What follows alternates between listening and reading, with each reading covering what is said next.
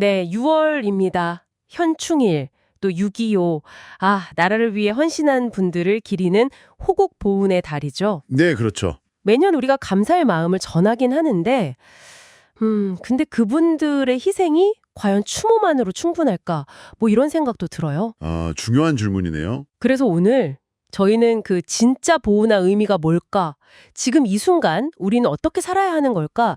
이 질문을 좀 던져보려고 합니다. 네네. 역설의 시선으로 풀어보는 오늘의 주제, 바로 진짜 호국 보훈입니다. 보통 우리가 호국 보훈하면 아시다시피 과거의 희생, 거기에 대한 감사, 기억, 뭐 이런 걸 떠올리잖아요. 네, 일반적으로 그렇죠. 근데 이 자료는 좀 다르다고요? 네, 아직 그 현재 지향적인 관점이에요. 핵심은 뭐랄까, 과거 희생에 대한 가장 좋은 보답은 진짜 역설적이게도 우리가 현재를 충실하게 또 의미 있게 그리고 즐겁게 사는 거다. 바로 이거예요. 현재를 즐겁게 사는 거요? 네, 자료 표현을 빌리면 희생을 하신 분들은 우리의 미래를 잘 살으라고 희생을 한 거예요. 딱 이거죠. 그러니까 우리가 지금 여기서 빛나는 삶을 사는 것 그 자체가 그분들 희생의 보람이라는 겁니다. 와, 현재를 잘 사는 게 보답이다.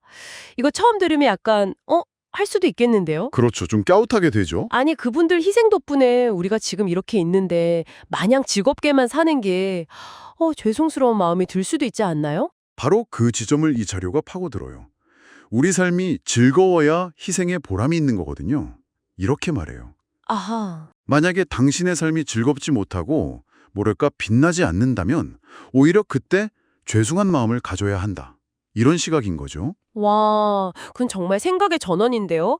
현재를 충실히 못 사는 게 오히려 죄송한 일이다. 네, 그게 희생을 헛되이 하는 것일 수 있다는 거죠. 그렇군요. 현재 삶의 태도를 정말 중요하게 보네요. 그럼 이런 관점에서 보면 그 호국 영령의 후손들 있잖아요. 그분들에 대한 시각도 좀 남다를 것 같아요. 맞습니다. 아주 날카롭게 지적하는데요.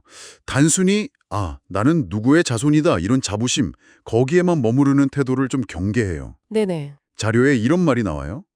그분들의 자손이라는 것, 자만심만 가져가지고 내 삶을 노력을 하는 게 굉장히 낮아요. 노력이 부족하다는 거군요. 그렇죠.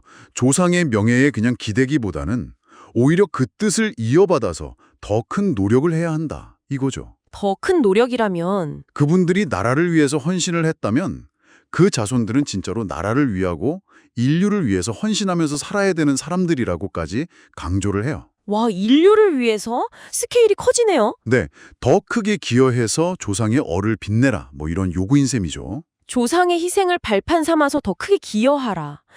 뭐 이상적으로는 좋은데 현실적으로 후손들에게 좀 너무 큰 책임감을 지우는 건 아닐까? 뭐 그런 생각도 살짝 드네요. 그럴 수도 있겠네요. 그 부담감까지 직접 다루진 않지만 아마 핵심은 그 책임감 그 자체보다는 뭐랄까 자발적인 노력과 기여, 여기 있는 것 같아요. 자발적인 노력이요? 네, 의무감이나 부담으로 하는 게 아니라 그냥 조상의 그 숭고한 뜻을 이어받아서 나도 더 나은 삶, 더 기여하는 삶을 살아야겠다. 이렇게 스스로 노력하는 자세. 네네. 그런 삶 자체가 빛나는 거고 그게 바로 보온이다. 뭐 이런 맥락으로 이해할 수 있겠죠. 알겠습니다. 그렇다면 이런 관점을 실제 삶에서 실천하려면 구체적으로 뭘 하라고 제안하는 것도 있나요? 네, 있습니다. 조금 독특한 제안이 하나 있어요. 뭔가요? 우리가 보통 현충일 추모 행사를 하잖아요. 근데 그 전에 6월 초, 특히 1일부터 5일 사이에 부산에 있는 유엔 기념묘지를 먼저 찾아가라. 이렇게 얘기해요. 유엔 기념묘지요? 현충원이나 이런 곳이 아니고요? 네, 그쵸. 일반적인 방식과는 상당히 다르죠. 그 이유는 뭔가요? 왜 유엔 묘지를? 그 설명이 이렇습니다. 한반도가 불 꺼져갈 때 한반도를 위해서 목숨을 걸고 피를 흘린 그 국제적인 영령들, 이분들께 먼저 감사함을 표하는 것이 도리다. 이런 설명이에요.